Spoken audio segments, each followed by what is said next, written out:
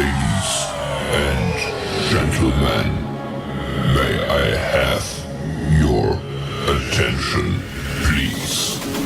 The show starts in 3, 2, 1, go.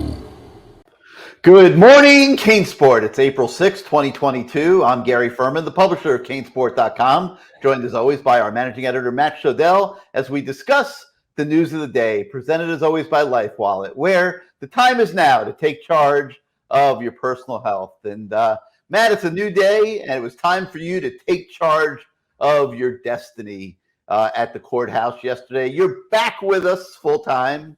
You got out of jury duty.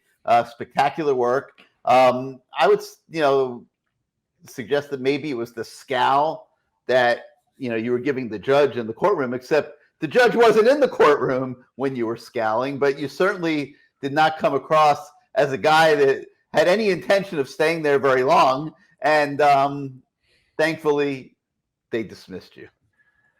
Let me tell you, okay? It's not easy to sit for 7 hours and do nothing for 2 straight days, which is basically what I did. The first day, the judge interviewed 75 of us. This was a major case that was going to take 2 weeks. The judge, I guess, was a Florida State fan because the judge would not dismiss me on the first day and maybe come back the second day, which is fine. I'm willing to do my duty for the jury system. I'm a big believer in justice. But the way they go about it's crazy. So it's a big case. They have 75 jurors the first day. And the first day alone, from 9 a.m. until, 4-something p.m., the judge just goes one by one for 75 of us, asking if we can serve, if there's any hardship, learning more about us for the 2 sides. And then they dismiss a bunch of people who either, had trouble understanding because it was their second language. Really, I think that was the main reason why anyone left, or a medical reason. That was the other reason, neither of which I had.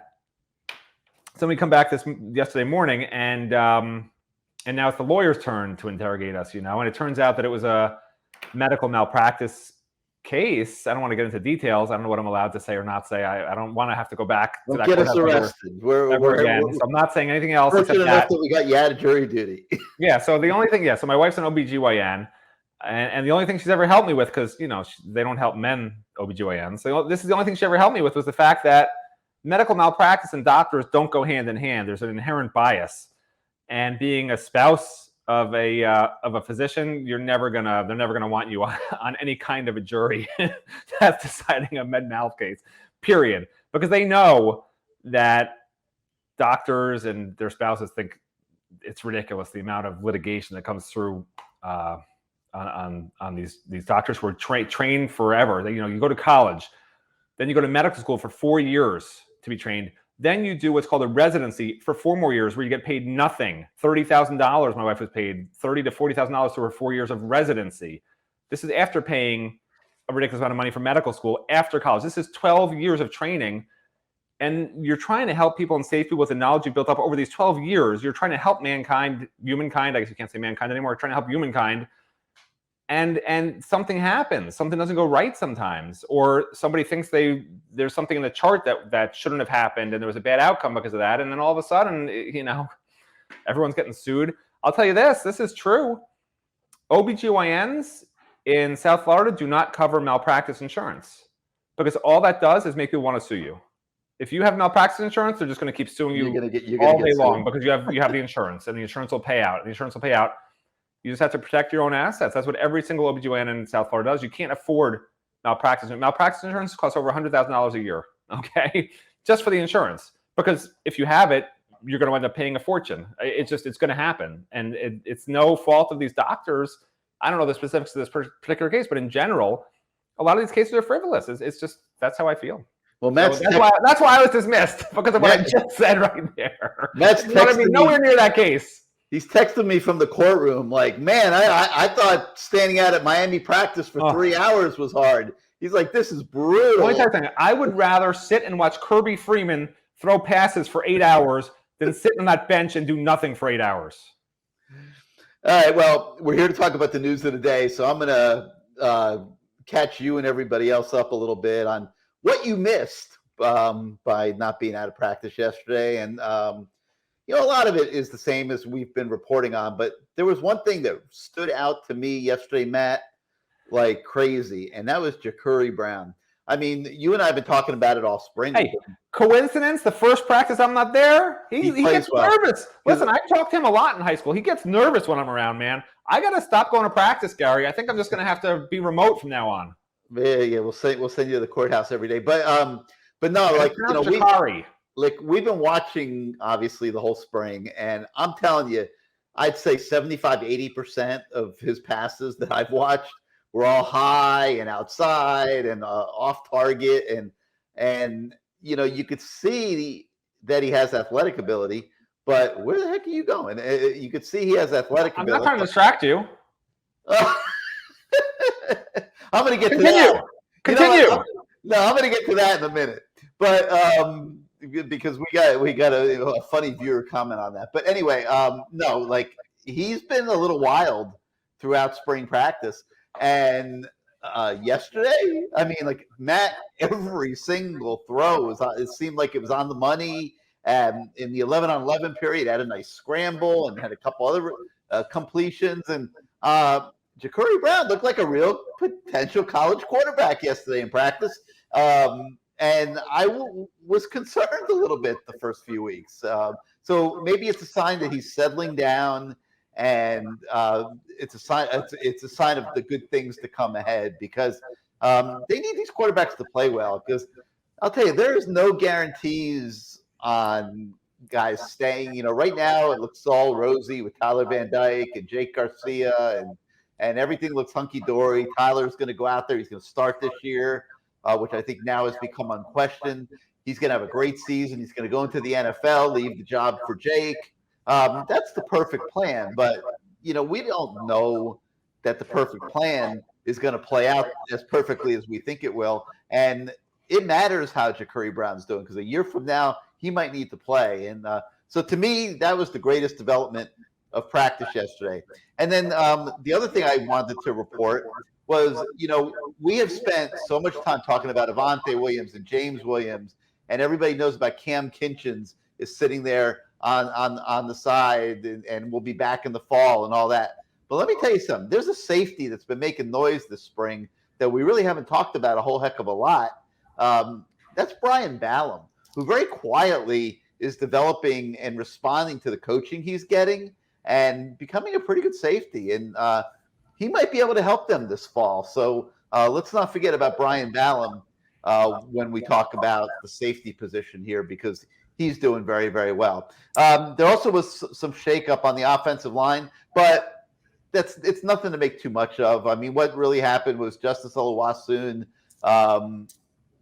I guess he was late for a meeting or something and got demoted for a day or so, and he's got to earn his position back.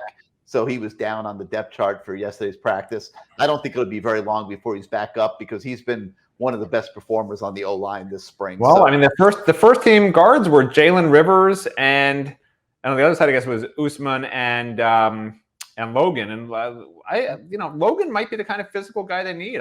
Logan is more physical than Justice. Logan's going to play a lot. There's no doubt. Logan's more physical than Justice. Somebody was saying that maybe they're going to move Jalen Rivers to right tackle, and I don't know what happens to DJ Scaife, but I haven't seen Jalen Rivers line up at tackle once since he's been back for the last 3 practices. But, you know, it's going to be really interesting, because what type of line do you want? Do you want a smaller, more athletic line interior, or do you want one of these big bruising interior lines? They got to make that decision, because there's a huge difference between Logan and Justice. And I think Jalen's going to start. I think he'll start at guard. I don't think they're going to put him at tackle. He's a good guard.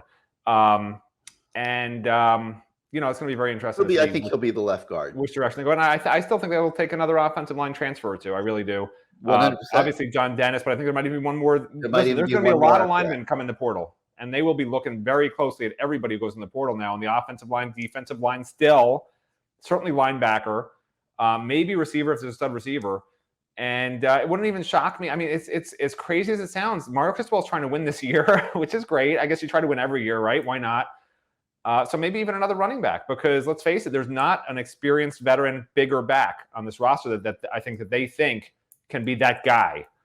And if somebody comes along in the portal, who knows? There might even be a receiver, a go-to receiver. I mean, it's crazy to think, but they might take another 5 to 10 transfers. It's crazy. I don't agree with it long term. but I certainly agree with it short term. So it just depends. If you're a fan who's thinking, hey, we need a huge 2023 class, we need a huge 2024 class, this is not the way to do it. But if you're a fan who says, hey, Coastal's weak, we could be Clemson this year, we could be ACC champions, maybe we'll be the surprise of the country like Michigan State last year, this is the way to do it. You sort of mortgage the future against the present in the way that the NFL does with taking a free agent and getting rid of the draft picks. I'm not going to mention any particular teams in that regard, but that's what they're doing. And I don't know if it's right or wrong. I think winning will breed more recruits, but then you have to take less recruits because of who you've already got at that point. I just don't know that you can jettison 10 transfers right after you take them that can't transfer anywhere else because their one-time exception is gone. Unless the NCAA gets rid of that rule, which I hope they do. Just make it a total free agency every year. All right. So on the website, a lot of really good stories that came out of yesterday's practice, and you guys who haven't read them yet can read them and that sort of thing. The one that I really enjoyed was Xavier Restrepo. He's a guy, I've talked about him a lot this spring. He's really on a mission, and now he's trying to be a team leader. So you can really see him kind of imposing his will and his presence on the other guys in that position group pretty much every day now. And I'll tell you, I mean, Matt, Xavier Restrepo, for all the guys that are on the receiver list right now, I think Xavier Restrepo very clearly, day after day, when you look at the way he runs routes, the way he catches the ball, gets open, I think the X-Man is the best receiver on this team right now. Now, well, you're changing your tune then, aren't you? He's not a number one receiver. I'm going to say that. You took the under on the 70 catches for the season. Are you changing that? Because I took the over. Remember, that was our bet. Yeah, I know you did. I know, and I don't. Yeah, I mean, that might not be unrealistic. I mean, listen, I was talking to somebody about this yesterday while you were missing from practice. If you're Tyler Van Dyke and you're in a game, you're going to look for two guys right now. You're going to look for Will Mallory and you're going to look for Xavier Restrepo. And those are the guys that you can count on. Now, obviously, they're going to try to expand that list before the fall gets here. We have a story on the website today with Jacoby George. Jacoby George is definitely a guy that the coaches are going to want on that list in September. No doubt about it. But sitting here today, April 5th, 2022, on Good Morning CaneSport, I think that you're going to look at Will Mallory and Xavier Restrepo if you're Tyler Van Dyke. So, yeah, maybe 70 catches, as crazy as it sounds. I mean, that's like 6 a game. I mean, it might not be out of the question, Matt. I mean, you might be right on that. And let me clarify something also from yesterday morning's Good Morning CaneSport, because people are confused, right? Somebody posted, and I can see why in retrospect, somebody posted, listening to Matt and Gary talk about the team next year, we're going to win 5 games. And I can't speak for you, Gary, but when I'm speaking about the team, I'm comparing it to what it's going to take to be a championship level team, an ACC championship level team at this point. Not a national championship, because that would be ridiculous. Every position would be awful compared to that level. But an ACC championship level team, they're not that far off. The ACC is terrible. Let's face it, So, that's the standard for me. So when I say the linebackers are missing this and missing that and blah, blah, blah, it's not that they can't be Duke with those linebackers. It's not that they can't dominate some of these other teams with those linebackers. It's that that's the level of talent across the board of those positions that I want to see. That's where I was coming from, and maybe we should have made that clear. And then the other point that somebody else was asking about leadership, someone says, how do you guys know who the leaders are? You're not in the locker room. And you're right, we're never in the locker room. We haven't been in the locker room in the past when you talk about leaders. So what we're basing leadership is on what we're basing leadership on when we say who are the leaders. In the past, you go to practice like we're doing now, and you watch 45 minutes to an hour of every practice, and you see certain guys that will sort of step up and get in the ear of somebody who's maybe half-assing it, so to speak. That hasn't happened a lot, certainly these practices. Or just in general, you see them leading everyone else in the drills. They're always the first in line. They're always the first in stretch. There's always this or that. And they're always hustling more than else. They're first to their spot. Things like that. And that's what we're basing it on. Somebody in the locker room who is calling everyone together and leading the chants or whatever. Yeah, we don't see that. And it was interesting. A couple of players did talk yesterday about leadership. And I know Xavier Restrepo is trying to anoint himself a leader. I'll like that when other people say it too. And Keontre Smith pointed to Wayman Steed, who I think I mentioned as I think he's a leader on defense.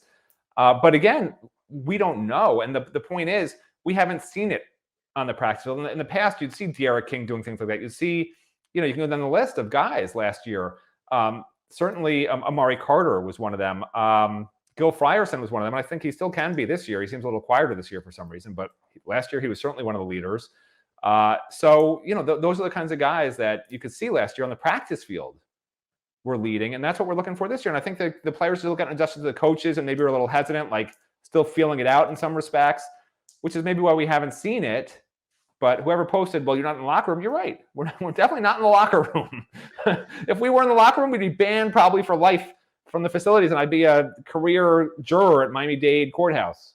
Some people, I don't understand why they get so hostile about some of this stuff. Well, it's not hostile. I think they don't understand. Like, they think we're trying to say something that we don't know what we're talking about, and we're not trying to do that. We're just trying to share what we have seen and what we know. We're not going to make stuff up and say, if we have to preface everything like, we're not in the locker room, but here's what we think. Like, it's a given. Of course, we're not in the locker room. Like, I would think everyone knows that, which is why we don't preface our sentences. Well, we're not in the locker room, but here's what we think the leaders are. No, it's based obviously on what you guys out there know we see, which is practice and talking to coaches and talking to players.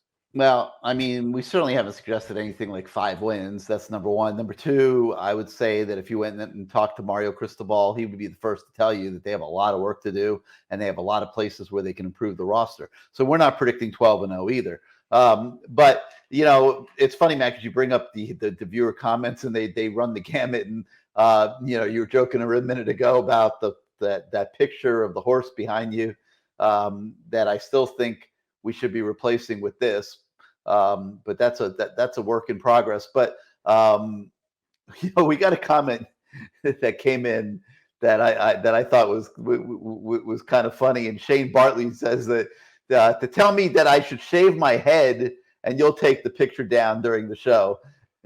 And I'm glad he put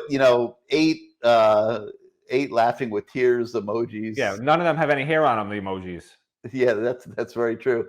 But I just want to go on record that no matter what picture you have behind your head, I'm not shaving my head. I'm having a hard enough time, keeping the hair I still got left. So, I mean, my hairline. You didn't bother to read my response, or you don't even look at my response, do you? I probably didn't see your response. I probably saw that before you made a response.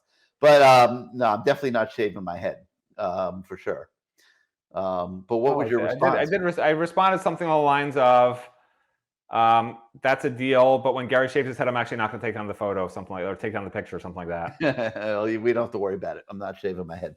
All right. So anyway, back to stories off of practice yesterday. So, we've got a story in Restrepo. We got a story on Jacoby George, who really wants to be that dude. Make no mistake about it. He knows he's got the physical ability to be that kind of player. He just has to put it all together, and he works hard, and I think he will. Now, does that mean he's going to be elite, a guy that teams have to game plan for? I'm not ready to say that yet. That E word should be reserved and should be privileged, and it shouldn't be overused. And no, I'm not ready to say Jacoby George is elite right now, that he's the number one receiver. Right now, if I was going to say who the best receiver on the team would be, that would be Restrepo. There's no doubt about it. So we'll see what happens. A lot of work left ahead before they come to training camp in August, and we still got, I guess, 5 practices left here this spring. All right, a couple other stories. Keontra Smith, he cursed during his interview. So I get a call from the sports information office. You're going to edit that Keontra Smith video before you put it up. Of course, we're going to edit it. So I had to edit his curse word out of there. It was pretty funny. Yeah. Actually. I mean, it's a look. I mean, for him to say, for the SID to say that saying Manny Diaz, that's a curse word. I mean, you could say Manny Diaz. Manny Diaz is not a curse word, is it? I mean, I don't know why you had to edit his name out of there.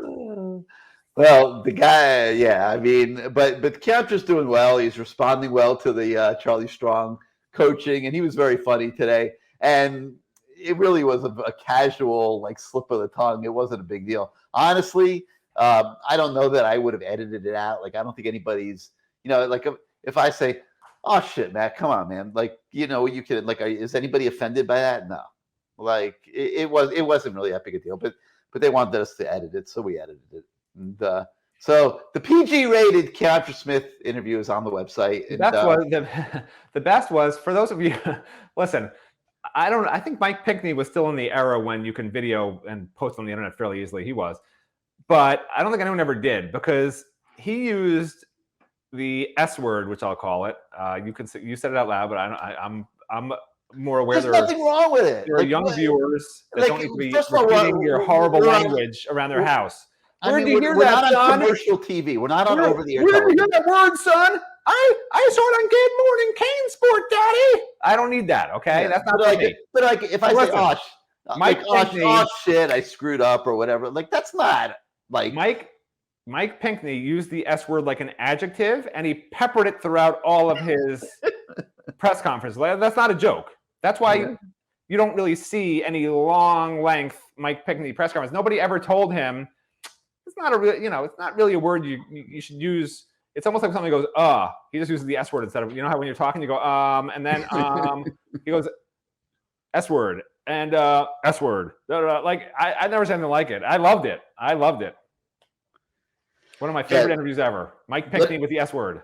But anyway, so Keontra was good, and he's doing his best at linebacker, trying to develop under Charlie Strong, and we give you an update on him. And then the other guy that we spoke to yesterday that I thought was so cool was Corey Couch, and he's having a great spring practice. I think I talked a little bit about it yesterday on this show. He's doing really, really well and responding to the coaching of Coach Adai. But he makes no bones about it. He thought he stunk last year. And in the interview, that's the best. Good for him. Good for him. And in the interview, he keeps saying, I have wiped last year off the radar. No, I was not very good. I'm going to be much better this year. And you know what? He did struggle at times last year. And he probably didn't play up to his capabilities. And I think it's good that he can admit that to himself and that he's trying to do better this year. And I think you guys will enjoy that story and interview if you have not looked at it yet on the website. All right, let's. We got a lot of some recruiting stories to talk about, Matt. But before we get to them, let's take a moment and let's hear from our friends at LifeWallet. We here at LifeWallet take security very seriously.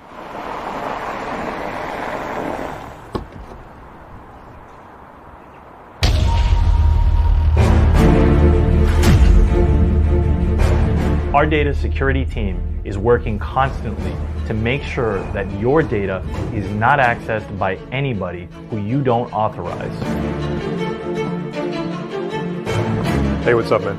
Yeah, I'm excuse me, sir. Thank you. I have and he's thinking about it, and I'll be talking to CC. We'll talk to you tomorrow. We use leading technology standards like biometric data to make sure that only you have access to your data and your identity is protected. LifeWallet gives you access to your entire medical history and information at the touch of your finger, so that it can save you time and can save your life. Data transfer complete.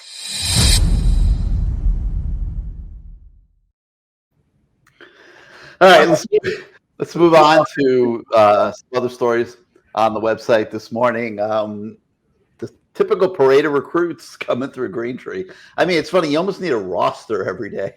There's so many kids out there every single practice, and so we always try to catch up with a few of them whenever we can. And so we got stories on a few of them on the website today, beginning with four-star defensive end Trey Wilson.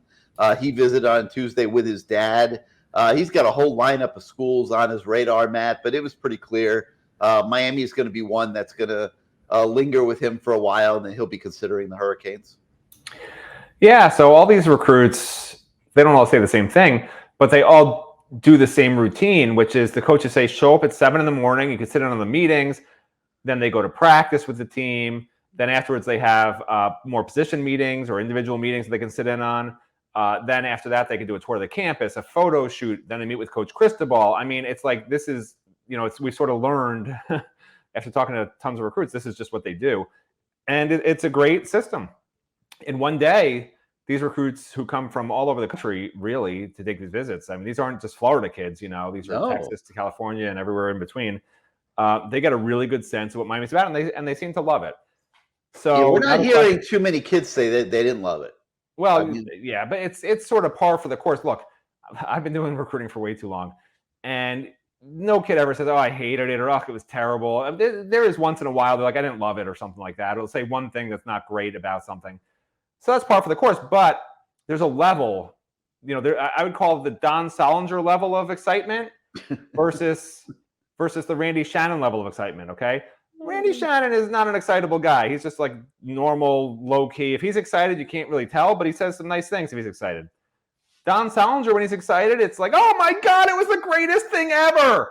And I'd say these recruits are getting Don Solingered versus maybe last year and the last several years where there were more Randy Shannon. So that's how I quantify it, because it's not kids saying things are bad. Kids were saying things were great last year too, even when they were visiting with the previous staff. But it's gone to the Solinger level on the Matt Shodell scale of excitement. It's all the way up at the Solinger level, which is good to see. The coach is doing a good job. Well, Matt talked about how these guys are coming from all over the country, and it's really, really, really true. I mean, amazing job getting kids interested in Miami. So also on the website today, for example, we've got a story on Raul Aguirre from Fayetteville, Georgia. He's a 4-star linebacker. Miami's got an in here. His dad played at Miami Columbus for Alex Mirabal. And I think he's buddies with Mirabal's brother. And there's some built-in connections there. So I would remember that name, Raul Aguirre. I think there's a great chance he ends up in the class. There was an athlete. My turn. All right, go ahead. I have to raise my hand. What do I have to do to get to talk over here? No, good. You just interrupt me like usual. Go. Well, what am I supposed to do? Go ahead. I have a few more names I was going to hold up. I have a few more names I was going to talk about, but I can pause. Well, instead of giving me some modern art painting from some Hurricane fan, give me something I got to hold up when it's my turn to talk, and that way I don't have to quote unquote interrupt you. So this is not in the story, but it's just kind of funny. So I'm talking to Raul for a while. He was very excited to talk to me. Some recruits, believe it or not, are not super excited to talk to reporters. Raul was super excited to talk to me, which is very refreshing. Thank you, Raul. That's not what the story is about, however. Talking to Raul, and in the middle of the conversation, you almost never hear a recruit say this. You hear high school coaches say it all the time, and certainly college coaches and even college players, when you have them one-on-one, will say it all the time. Mr. Raul Aguirre, I'll call him. I don't think it's Aguirre, says to me, okay, now this is off the record. That's what he says to me. And the only reason I'm saying this is because you do realize that could be pronounced both ways, right? Some people pronounce it Aguirre, some people pronounce it Aguirre. All right. I'm going with my pronunciation. I understand that I'm picking one or the other. I confess I'm picking one or the other there, but based on your history of terrible pronunciations, I know, and go with mine. So the only reason I'm saying this is because it turned out it wasn't off the record, which is why I'm going to go ahead and say it. If it was off the record, obviously I would not be saying it on this show. But afterward, he agreed, yeah, that's not off the record. It's fine. But I still didn't put it in the story because it didn't need to go in there. So without further ado, he says, this is off the record. I'm like, okay. And I'm waiting for something really weird to be said to me because I can't remember the last time a high school recruit wanted to tell me something off the record besides I committed yesterday. Don't tell anybody. That's the only off the record thing they ever tell me. So I know this kid hasn't committed. So I'm like, what could this be about? And he says, my dad tells me a lot of stories about Alex Mirabal. I'm like, okay. And he's like, and he told me one story where Alex Mirabal was so mad, he smashed his hand through a window and had to go to the hospital in the middle of the game. I said, Raul, everybody knows that story. Like, Alex told that story to 200 boosters from Columbus like 2 weeks ago, dude. And he's like, oh, okay, then you can use it. I'm like, all right. But the point is, the dad played on that team. The dad was in that room when the glass shattered and Mirabal was bleeding out and the EMT had to come and put some clothes around his wound and they had to rush him to the hospital. His dad was there for that. How do you not come to the school where that happens, to see that guy, just to be in the same campus as the guy who smashed his hand through a window on a JV football team just to get his point across? And Alex does claim, and I'm not going to make up too much, so Alex does claim he thought it was a whiteboard. But look, Gary, have you ever tried to smash a whiteboard? Have you ever tried to smash a whiteboard and then realize it was a window? I mean, you don't put a window where a whiteboard is, or vice versa. Like a window's on the wall, pretty much further than where a whiteboard is, and it looks a little different than a whiteboard. Most of the windows I've seen. So I actually think Alex Mirabal knew it was a window. That's my own personal take on the whole story. And he wanted to be a legend, and now he's a legend. All right. So anyway, remember the name. I don't know if it's a Aguirre or Aguirre or whatever, but we'll find out what the correct pronunciation is. Just remember the name, the Aguirre name, and we think Raul's got a great chance to end in the class. All right. Also, story today on an athlete from Olney, Maryland, by the name of Neo Avery. That's on the website. There's a 4-star by the name of Justin Benton, a defensive tackle from Covington, Georgia. He had a great visit. Update on him.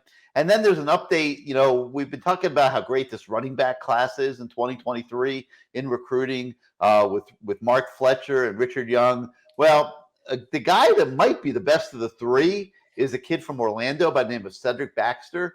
And he's warming up to Miami, and he'll be visiting soon as well. So a lot to follow at the running back position. Hey, you know what? I'm going to tell you something off the record right now, Gary. You want to hear something off the record?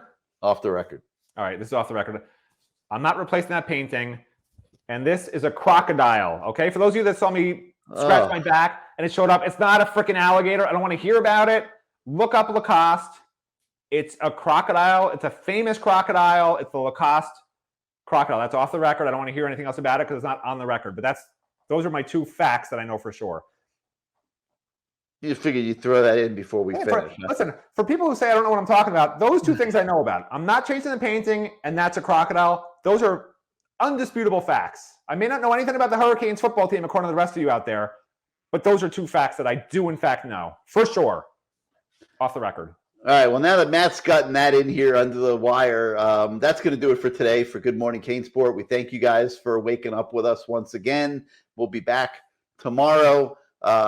And the Canes will be returning to Green Tree tomorrow as well. So I'm sure we'll have a lot to talk about in that regard.